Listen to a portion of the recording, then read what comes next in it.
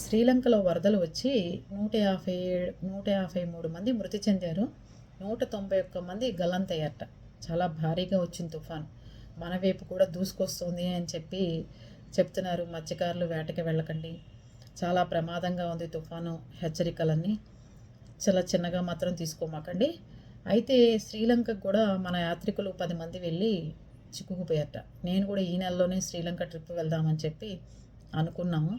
ఈ లోపల ఈ గిఫాన్ అనేది స్టార్ట్ అయింది. దీనికోసం మన కేంద్ర ప్రభుత్వం 27 టన్నుల ఆహారాన్ని పంపించిందిట. ఇంకా మోడీ గారు ఇంకా కావాలంటే చెప్పండి, ఇంకేం కావాలంటే అవి పంపిస్తామని చెప్తున్నారు. అది మన భారతదేశం గొప్పతనం, అవునా కదా?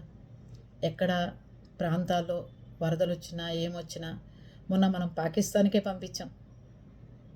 ఆఫ్ఘనిస్తాన్ వాళ్ళకి భూకంపం వచ్చి ఇల్లు కూలిపోతే వాళ్ళకు కూడా సహాయం చేసాం. అది మన ఇండియా గొప్పతనం. అలాగే మోడీ గారు 27 టన్నుల ఆహారాన్ని పంపించి ఇంకేం కావాలని అడుగుతున్నారు.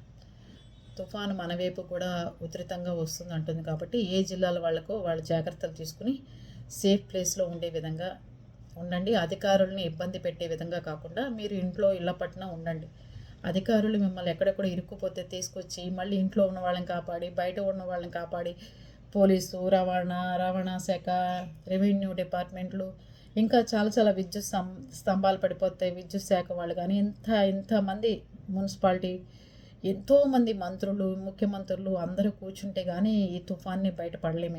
ఎప్పుడైనా తుఫాన్ వచ్చినప్పుడు ప్రజలు ఏం చేయాలి అంటే ఇళ్ల పట్టున ఉండి అధికారులకు ఎక్కడ ఇబ్బంది కలిగించకుండా వాళ్ళకి కొంచెం సహకరిస్తూ ఉంటే చాలు. తుఫాన్ వచ్చినప్పుడు అంతా మనం బయటపడగలుగుతాం. అర్థమైందా? అంతేగాని మీరు బయటకు వచ్చేసి వాళ్ళని ఇబ్బంది గురి చేసే ప్రయత్నాలు చేయమాకండి.